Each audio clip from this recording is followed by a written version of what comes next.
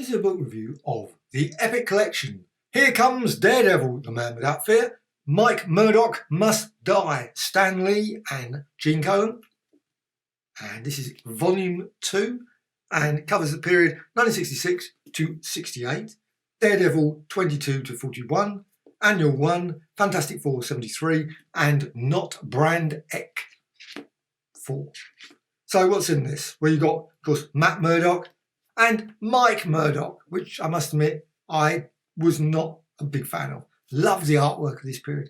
Absolutely. Gene Colan's artwork, brilliant. Stories were all, there's 80% are brilliant. There's a couple of ones that I'm not so keen on, but you've got Doc Doom. I love that Doc Doom story. You've got Spider-Man, Thor, Kazar. You've got the brilliant Emissaries of Evil. Obviously not the Sinister Six, but the Emissaries of Evil. And Leapfrog, etc. As well as Mr. Hyde and the Human Copper as well. So you can see those on the back. There's the spine. So you can see the spine there. Just turn that around. And this is quite a chunky book, actually. Now, this book came out in, I think it was 2017, 2018. It says there. And it's actually feels quite chunky. This has actually got 500 odd pages and feels pretty thick book. I have to say there's a slight curvature to the thing which may have a tendency maybe later to start to develop a crease. I don't know, but it hasn't yet. But I can feel slight sort of curvature to that, which is okay. However, page quality inside is brilliant. Of course, the usual problems you've got here. You've got the gutter. That's always a problem. It's not a big deal. Obviously, some pages it's just going to be a real problem because you can just about see the gutter if you really pull that out.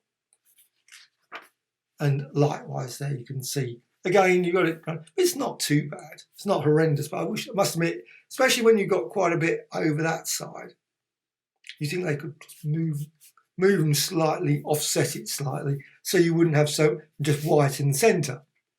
Of course, it only really matters when you've got a double page spread, and there were not many. Now, there's a lot of, I think, lovely panels here. Quite a lot of, like 3 panels per page. There's 5 panels per page there. 4. Didn't really go in for the like 8 or 6 standard panels. There's 5, 6 there, but very thin panels. And it's just, I think it's just an absolute glorious book, this one. It's got a few dud stories. I must admit the one with the aliens was a bit, but you've got the Trapster. Well, the Trapster's always good. You always have Paste Pot Pete. Also, you got Mr. Hyde and the Human Copper, or the Copper, as he was ended up. Of course, more a Thor character than anything, but still, I really love this bit where it's all in other than the just scrack it says there. And you just got the Gladiator. Now this is one of my favourites. It's probably one of my favourite annuals. The Emissaries of Evil. Can't say the word particularly, but Sinister Six was so much easier to say. Maybe that's why they never caught on. Because Sinister Six turned up quite a lot. I don't know if this bunch ever reformed after their showing. However, it was a really good annual, and yeah, I love it. Got the original as well, but it's just so much better in these epic. I think I love Daredevil. Got lots of Daredevil comics over. I haven't got first issue, but I've got quite a lot of the early issues as well, picked up in very tatty state.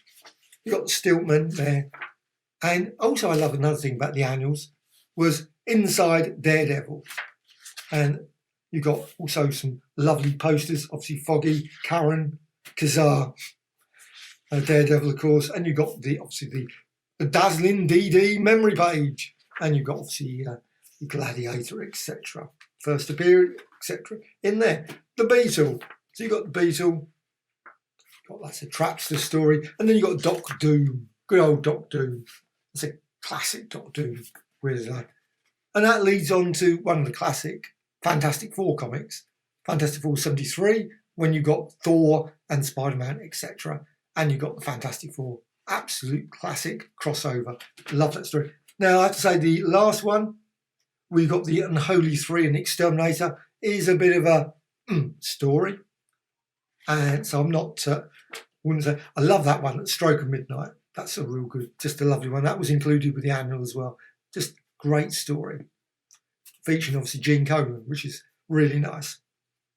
So you've got other stories in here. You've got there, oh yeah, this one, Kazar. Great story as well. I love that story. Kazar, brilliant, brilliant, brilliant. However, this one's a bit, the Tri-Man, I have to say, is a bit of a non-story. However, it does lead on to a classic Gladiator story. I really like that. But the initial part of it, not so brilliant. However, I really love, I think this volume is absolutely brilliant. It's got some great stories that really, really, I've read them many times, but the thing is, with these, you can come back to them and you can reread them again. You can just, of course, either read it complete, which I've just done, or you can dip into it. I've had it obviously for a while, so I've dipped into it, but I thought for this review, I will reread it all again, and I loved it. Absolutely great stories.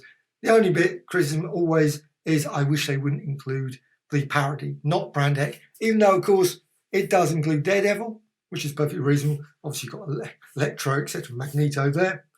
However, they're Scaredevil. I would have preferred if they piled in a load more bonus material. And there is some bonus material at the back. You've got some bonus here. You've got brilliant covers as well as some inked pages and some more ink pages. So an absolutely brilliant epic collection. This is, like I say, volume 2. I think volume 3 was pretty amazing as well. Volume 1 was pretty good. But I love this volume 2, classic stuff. And I'm looking forward to when the volume 4, 5, 6, etc.